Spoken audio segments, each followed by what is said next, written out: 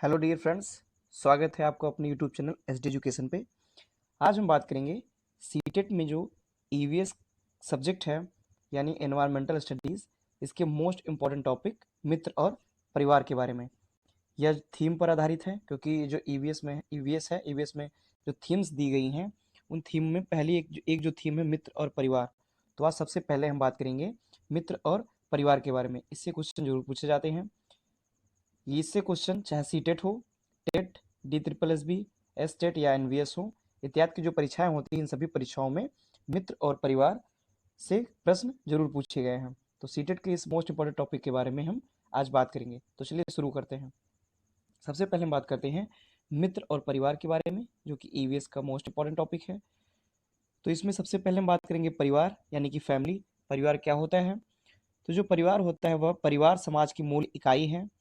परिवार रक्त, आत्मीयता और सहनिवास से संबंधित लोगों का एक समूह है। यानी जो परिवार होता है वह समाज की एक मूल इकाई होती है, और जो परिवार होता है वह रक्त, आत्मीयता और सहनिवास, सहनिवास का मतलब क्या होता है?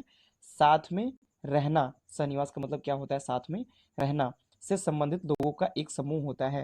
यानी जो परिवार में जो सदस्य होते हैं वो साथ में रहते हैं, और उनमें जो रक्त होता है वो मतलब पारिवारिक रक्त का मतलब क्या होता है कि पिता से पुत्र होता है, माता से पुत्री। तो इसी तरह से जो परिवार जो होता है वह रक्त, आत्मीयता और सहनिवास से संबंधित लोगों का एक समूह होता है।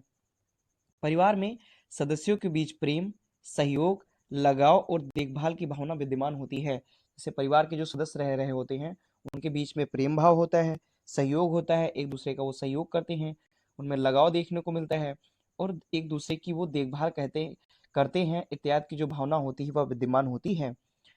परिवार में सदस्यों के बीच प्रेम, सहयोग, लगाव और देखभाल की भावना जो होती है वह विद्यमान होती है। यही क्या कहलाता है? यही पूरा परिवार कहलाता है। तो परिवार क्या है? परिवार समाज की एक मूल इकाई है। अगले पॉइंट पे हम चलेंगे। अब यहाँ पे देख सकते हैं फैमिली। ये फैमिली है, परिवार है, जिसमें माता पिता हैं, माता पिता के बच्चे हैं, और ये दादी दादा हैं। तो ये क्या है? ये एक संपूर्ण परिवार होता है। तो ये जो परिवार है ये समाज की एक मूल इकाई होता है। अगले पॉइंट पे चलते हैं। परिवार के प्रकार। परिवार के कितने प्रकार होते हैं, कौन कौन से प्रकार होते हैं? तो सबसे पहले हम बात करते हैं परिवार के प्रकार के बारे में। तो इसका जो पहला प्रकार है वह है एकल परिवार। यानी कि एकल परिवार क्या होता है? तो ऐसा परिवार जिसमें एक विवाहित जोड़ा अपने अविवाहित बच्चों के साथ रहता है, इसे कभी कभी वैवाहिक परिवार भी कहा जाता है। यानी कि एकल परिवार वह होता है जिसमें एक विवाहित जोड़ा यानी कि माता पिता रहते हों और उनके जो अविवाहित बच्चे हैं वो रहते हों, वह एकल परिवार कहलाता है। इसे कभी कभी वैवाहिक परिवार भी कहते हैं। आप यहाँ पे देख भी सकते हैं चित्र में कि ये इनके माता पिता हैं, और ये जो बच्चे हैं, ये छोटे बच्चे हैं जो कि अविवाहित हैं। तो यह एकल परिवार कहलाएगा। यानी कि एक विवाहित जोड़ा, माता पिता हो गए, और अविवाहित उनके बच्चे हो गए, तो यही एकल परिवार कहलाता है। अगले पॉइंट पे चलते हैं। अगला पॉइंट है संयुक्त परिवार। संयुक्त परिवार क्या होता है? यह एक ऐसा परिवार है जिसमें एक विवाहित जोड़ा अपने माता पिता, दादा दादी, बच्चों के साथ रहता है। यह संयुक्त परिवार कहलाता है। यानी कि जो यह एक ऐसा परिवार होता है जिसमें एक विवाहित जोड़ा यानी एक विवाहित जोड़ा होता है जो अपने माता पिता के साथ में रहता है, ये माता पिता के साथ में रहता है, और दादा दादी बच्चों के साथ रहता है। यानी कि ये इनके दादा दादी हो गए, ये बच्चे हो गए, और ये बच्चों के दादा दादी हो गए, और ये एक विवाहित जोड़ा हो गया। तो यह संयुक्त परिवार कहलाता है। अब संयुक्त परिवार की अवधारणा कमजोर कमजोर होती जा रही है। यानी पहले क्या होता था? पहले के जो परिवार होते थे वो संयुक्त परिवार ही होते थे।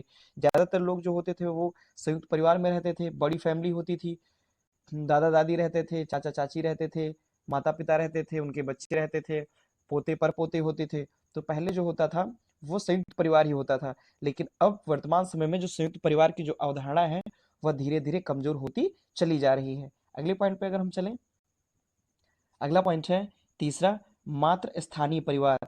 यानी कि परिवार के प्रकारों में तीसरा प्रकार है मात्र स्थानीय परिवार।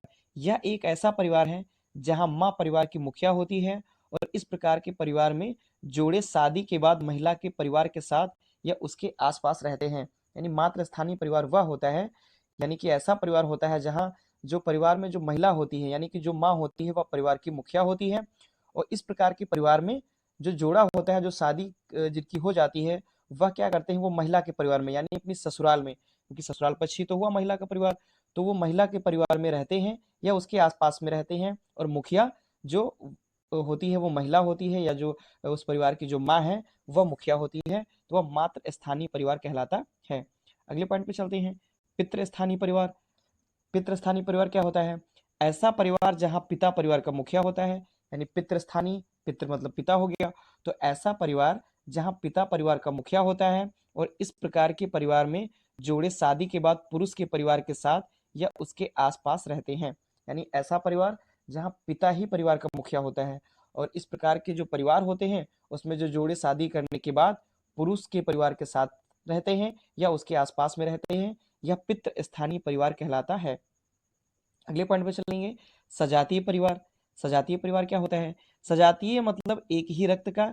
इसका मतलब है कि इस प्रकार के परिवार में एक ही पूर्वज से उत्पन्न व्यक्ति एक साथ रहते हैं। जैसे सजातीय, सजातीय का मतलब हो गया, सा से मतलब हो गया समान, जाति का मतलब जातीय, तो सजातीय मतलब होता है एक ही रक्त का, यानी कि एक ही रक्त के, जैसे पिता हो गए, पिता से उनके पुत्र हुआ तो वो पुत्र हो गया, पुत्र के बाद उसके जो पुत्र हुआ तो उनका पोता हो गया, तो ये एक ही रक्त से वो होते आ रहे हैं। तो इसका मतलब है कि इस प्रकार के परिवार में एक ही पूर्वज से उत्पन्न व्यक्ति एक साथ रहते हैं। जैसे दादा रह रहे हैं, फिर दादा के बाद उनका जो पुत्र हुआ वो रह रहा है, फिर उस पुत्र के एक और पुत्र हुआ तो वो उसका पोता हो गया दादा का। तो ये क्या है? ये एक ही पूर्वज से ही तो उत्पन्न व्यक्ति हैं।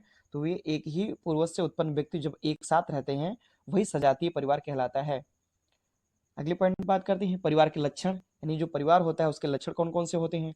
सबसे पहले बात करते हैं सामाजिक सुरक्षा, यानी कि जो परिवार होता है वह हमको समाज से सुरक्षा प्रदान करता है। परिवार अपने सदस्यों को सुरक्षा प्रदान करता है और यह सामाजिक सुरक्षा की एक बुनियादी इकाई है। यानी कि जो परिवार होता है जिसमें हम सभी लोग रहते हैं, तो वो क्या करता है, वो परिवार के जितने भी सदस्य होते हैं जो वहाँ रहते हैं वो सदस्य कहलाते हैं। तो जितने भी सदस्य होते हैं उन सदस्यों को सुरक्षा प्रदान करता है, चाहे बाहरी सुरक्षा हो, सामाजिक सुरक्षा हो, किसी भी प्रकार की जो भी सुरक्षा हो, तो वह जो परिवार होता है वो अपने सदस्यों को सुरक्षा प्रदान करता है, और यह सामाजिक सुरक्षा की एक बुनियादी इकाई है। कौन? परिवार। जो परिवार है वह सामाजिक सुरक्षा की एक बुनियादी इकाई होता है। अगले पॉइंट पे चलते हैं, वंशानुगत संबंध, यानी परिवार के लक्षण में दूसरा लक्षण है वंशानुगत संबंध। परिवार में सदस्य आनुवंशिकता के आधार पर एक दूसरे से संबंधित होते हैं। जैसे परिवार में सदस्य जो होते हैं वो आनुवंशिकता के आधार पर एक दूसरे से संबंधित होते हैं। जैसे जो दादा हुए, दादा से उनका पुत्र हुआ, उनके पुत्र से जो उनके पुत्र से पुत्र हुआ तो वो जो दादा हो गए। तो ये क्या है? ये पीढ़ी दर पीढ़ी जो लक्षण हैं वो चले आ रहे हैं एक पीढ़ी से दूसरी पीढ़ी से, यानी पहले दादा को, फिर उनके बेटे को, फिर उनके बेटे से उनके पोते में जो लक्षण जा रहे हैं, तो ये क्या है? ये आनुवंशिकता कहलाता है। तो परिवार में जो सदस्य होते हैं वो आनुवंशिकता के आधार पर एक दूसरे से संबंधित होते हैं, और लक्षण एक पीढ़ी से दूसरी पीढ़ी में स्थानांतरित होते रहते हैं। यानी जो विभिन्न प्रकार के जो भी लक्षण होते हैं, जैसे मान लीजिए कि दादाजी हैं, अगर उनके बाल घुंघरेले हैं तो उनका जो बेटा होगा उनके भी बाल घुंघरेले घुंघरेले होंगे, और जो उनका बेटा है दादा का, उनके जब बेटा होगा यानी दादा का जो पोता होगा उसके भी बाल घुंघरेले होंगे। तो ये जो लक्षण होते हैं वो एक पीढ़ी से दूसरी पीढ़ी में स्थानांतरित होते रहते हैं, यही वंशानुगत संबंध कहलाता है। अगले पॉइंट पे चलते हैं। अगला पॉइंट है विवाह की अनिवार्यता, यानी परिवार के लक्षण में क्या होता है? विवाह की अनिवार्यता होती है, क्योंकि अगर विवाह नहीं होता है तो जो परिवार होता है वह आगे नहीं बढ़ पाएगा। इसीलिए परिवार के लक्षणों में विवाह की अनिवार्यता एक मुख्य लक्षण होता है। प्रजनन करना मनुष्य और किसी भी जीवित प्राणी का अत्यंत आवश्यक कार्य है। प्रजनन, प्रजनन का मतलब क्या होता है कि किसी भी प्राणी का या किसी भी सजीवों का अपने जैसे ही संतानों को उत्पन्न करना प्रजनन कहलाता है। यानी जो प्रजनन होता है इसका मतलब क्या होता है? अपने जैसे ही जो संतानें होती हैं उनको उत्पन्न करना प्रजनन कहलाता है। तो जो प्रजनन करना मनुष्य और किसी भी जीवित प्राणी का अत्यंत आवश्यक कार्य है, और विवाह परिवार और वंश को पीढ़ी दर पीढ़ी आगे बढ़ाने में मदद करता है। यानी कि जो विवाह होता है वह परिवार और वंश को पीढ़ी दर पीढ़ी आगे बढ़ाने में मदद करता है, इसलिए विवाह की अनिवार्यता परिवार का मुख्य लक्षण कहा जाता है। अगले पॉइंट पे चलते हैं। अगला पॉइंट है आर्थिक कार्य। अगला पॉइंट है आर्थिक कार्य। परिवार अपने सदस्यों को आर्थिक सहायता प्रदान करता है।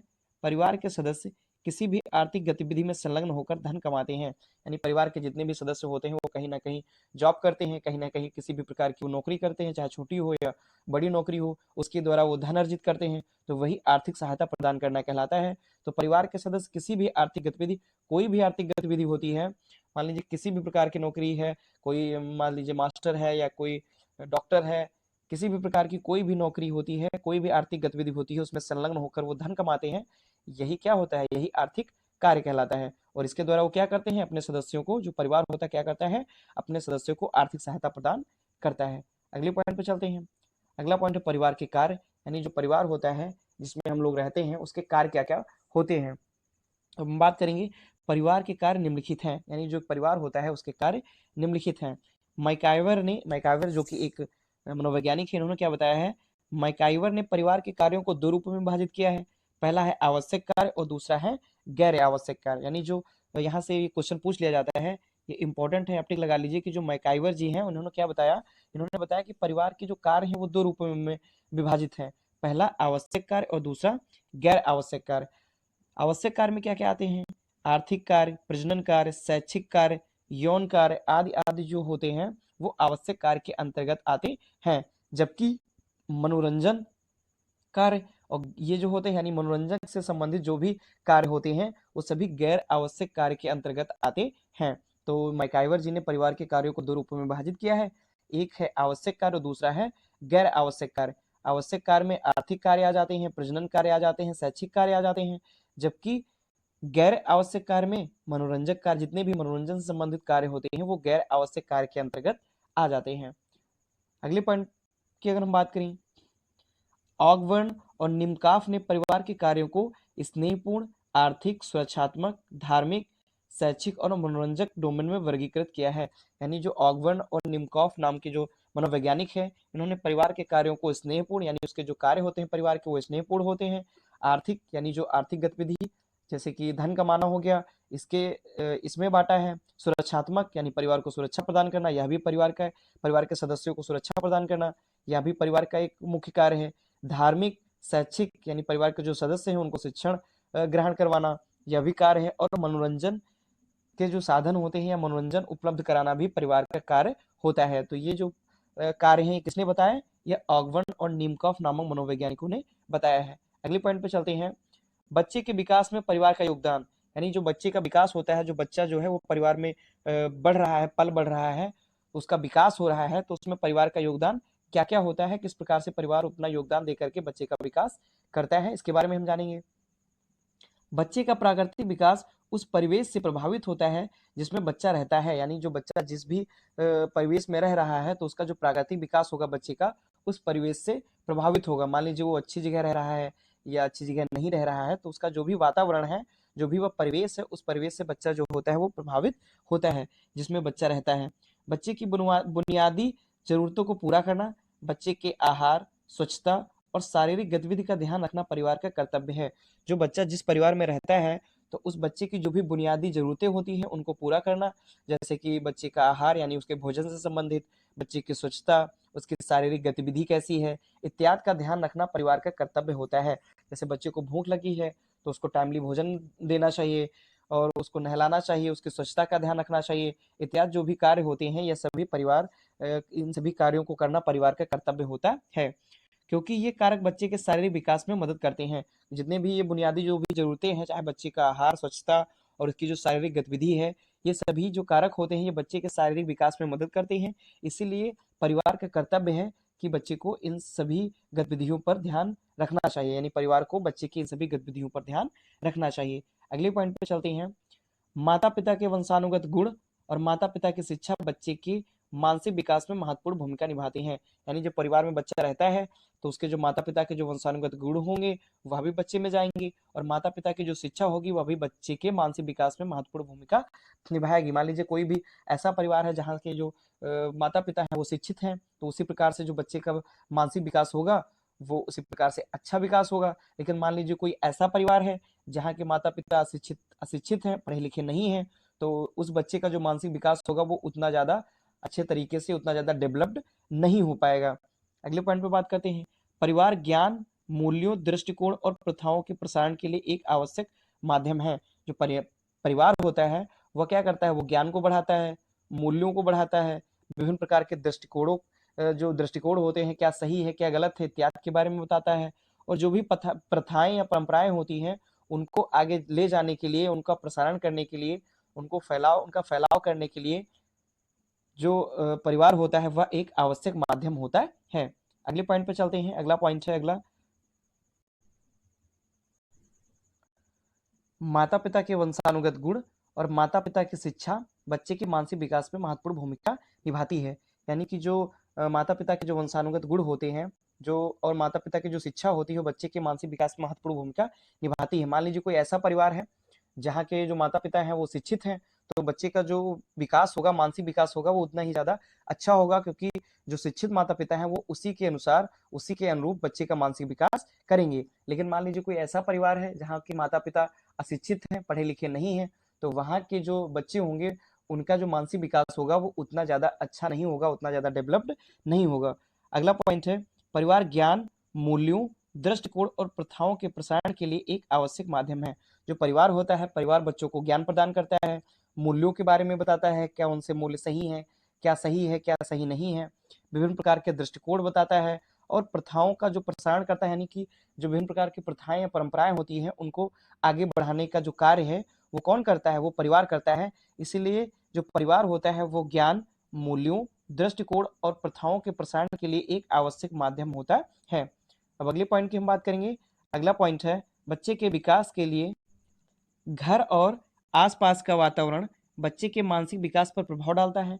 यानी घर और जो आसपास का वातावरण है वह बच्चे के मानसिक विकास पर प्रभाव डालता है, क्योंकि बच्चा जिस भी परिवेश में रह रहा है वह परिवेश जो है वो कैसा है, वो उसी के अनुसार बच्चे का विकास होता है। उसी के अनुसार बच्चे का मानसिक, शारीरिक जितने भी विकास होते हैं, मानसिक हो गया, शारीरिक विकास हो गया, बौद्धिक विकास हो गया, ये सभी विकास जो होते हैं वो घर और आसपास के जो भी वातावरण होते हैं उन सबका प्रभाव बच्चे के मानसिक विकास पर पड़ता है। बच्चा अपनी प्रारंभिक शिक्षा और प्रशिक्षण परिवार के भीतर ही शुरू करता है। जो बच्चा होता है वो अपनी प्रारंभिक शिक्षा कहाँ से शुरू करता है, परिवार के भीतर से शुरू करता है, क्योंकि परिवार में सबसे पहले बच्चों को बताया जाता है कौन सा कार्य सही है, कौन सा कार्य सही नहीं है, कौन सा कार्य करना चाहिए, कौन सा कार्य नहीं करना चाहिए। तो ये कौन सिखा रहा है, ये सब परिवार के जो सदस्य होते हैं वही बच्चे को बताते हैं। तो ये जो परिवार होता है, इसी प्रकार से जो परिवार होता है वो बच्चे को प्रारंभिक शिक्षा और प्रशिक्षण प्रदान करता है। अगले पॉइंट की अगर हम बात करते हैं, अब बात करेंगे मित्र। यानी हमने अब परिवार की बात कर ली, अब अगले पॉइंट की हम बात करेंगे मित्र या फ्रेंड्स।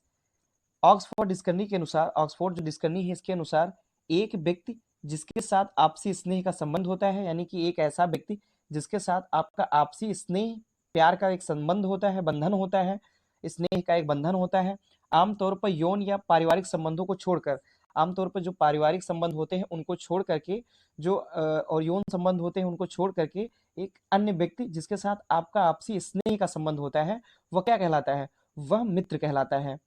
सच्चा मित्र सुख दुख बांटता है, यानी अगर सच्चा मित्र होता है तो आपके सुख में भी साथ रहेगा और दुख में भी साथ रहेगा, कठिन परिस्थितियों में साथ खड़ा रहता है। यानी अगर आपकी किसी भी प्रकार की कठिन परिस्थितियां हैं, आपके पास पैसा नहीं है या आप किसी भी प्रकार की मुसीबत में पड़े हुए हैं, तो उन कठिन परिस्थितियों में भी जो मित्र होता है वो साथ में खड़ा रहता है और हर स्थिति में रक्षा करने का प्रयास करता है। और हर स्थिति जो होती है, कैसी भी स्थिति हो, उस स्थिति में जो मित्र होता है वो आपकी रक्षा करने का प्रयास करता है। अगले पॉइंट की अगर हम बात करते हैं, दुनिया में दोस्ती ही वो रिश्ता है जहां हम अपनी रुचि के आधार पर दोस्त या साथी चुनते हैं। यानी कि जो दोस्ती एक ऐसा रिश्ता होता है जिसको चुनने के लिए हम अपनी रुचि के आधार पर दोस्त या मित्र या साथी को चुनते हैं। हर कोई अपनी पसंद के दोस्त चुनने के लिए स्वतंत्र है, यानी कि सभी लोग स्वतंत्र होते हैं। हम अपनी पसंद से मित्र बनाएंगे, कोई दूसरा होता है वो दूसरे पसंद का मित्र बनाता है। तो जो हर कोई जो व्यक्ति होता है वो अपनी अपनी पसंद के व्यक्ति बनाते हैं, यानी कि जो आदतें आपके पास होंगी आप वैसा ही चाहेंगे कि हम वैसे ही मित्र को बनाएं। तो हर कोई जो भी व्यक्ति होता है वो अपनी पसंद के दोस्त चुनने के लिए स्वतंत्र है और उसी के अनुरूप वह मित्र बनाता है। और कोई भी किसी दूसरे व्यक्ति से जबरदस्ती दोस्ती नहीं कर सकता। ऐसा कभी नहीं हो सकता है कि कोई भी व्यक्ति है वो दबाव डाल के या जबरदस्ती किसी से दोस्ती करे कि नहीं हम आपके मित्र बनना चाहते हैं, जबकि कोई जो दूसरा है जिसको मित्र बना रहा है उसकी इच्छा ना हो मित्र बनने की, तो ऐसा आप नहीं कर सकते हैं। यानी किसी दूसरे भी व्यक्ति को दबाव डालकर या जबरदस्ती उससे दोस्ती नहीं की जा सकती है। दोस्त बच्चे के संपूर्ण विकास पर महत्वपूर्ण प्रभाव डालते हैं। यानी जो दोस्त होते हैं, बच्चे के जो मित्र होते हैं, वो बच्चे के संपूर्ण विकास पर महत्वपूर्ण प्रभाव डालते हैं। अब हम अगले पॉइंट पर चलेंगे। अगला पॉइंट देख लीजिए, यहाँ पे मित्र जो बने हुए हैं, तो ये मित्र क्या है?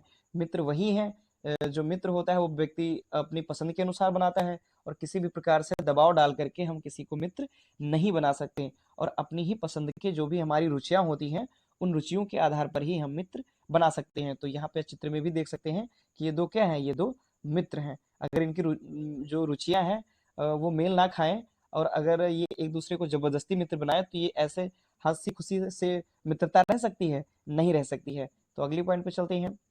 अरस्तू के अनुसार मित्रता को 3 प्रकारों में वर्गीकृत किया गया है, यानी कि मित्रता के जो प्रकार होते हैं वो 3 प्रकार के होते हैं। ये किसने बताया है? ये अरस्तू जी ने बताया है। तो अरस्तू के अनुसार मित्रता को 3 प्रकारों में वर्गीकृत किया जा सकता है। पहला है उपयोगिता की मित्रता। इस प्रकार की मित्रता में दो लोग अपने हित के लिए मित्र होते हैं। यानी उपयोगिता की मित्रता में क्या होता है कि जो दो व्यक्ति होते हैं वो आपस में जो मित्रता करते हैं वो हित के लिए करते हैं। अपने हित का क्या मतलब है? मान लीजिए आपको किसी प्रकार का कोई काम है, और कोई जो दूसरा व्यक्ति है उसके पास भी किसी प्रकार का कोई काम है, तो आप एक दूसरे का हित देखेंगे और आप मित्रता कर लेंगे। मान लीजिए आपके पास पेंसिल नहीं है, और जो दूसरा व्यक्ति है उसके पास कॉपी नहीं है, तो आप उसको पेंसिल दे देंगे और वो आपसे कॉपी ले लेगा। तो ये मतलब कि आपके पास पेंसिल नहीं है तो आप उससे पेंसिल ले लेंगे, और वो आपसे कॉपी ले लेगा। तो ये क्या है? यह हित के लिए मित्रता हो गई। यानी कि जो उसके पास नहीं है वो आप उसे दे रहे हैं, और जो आपके पास नहीं है वो आप उसे ले रहे हैं। तो ये मित्रता कैसी हो गई? ये हित वाली मित्रता हो गई कि आप अपने काम के लिए या आप अपने फायदे के लिए जो मित्रता बनाते हैं, आप अपनी उपयोगिता के लिए जो मित्रता बनाते हैं, वह उपयोगिता की मित्रता कहलाती है। अगले पॉइंट पे चलते हैं। आनंद की मित्रता।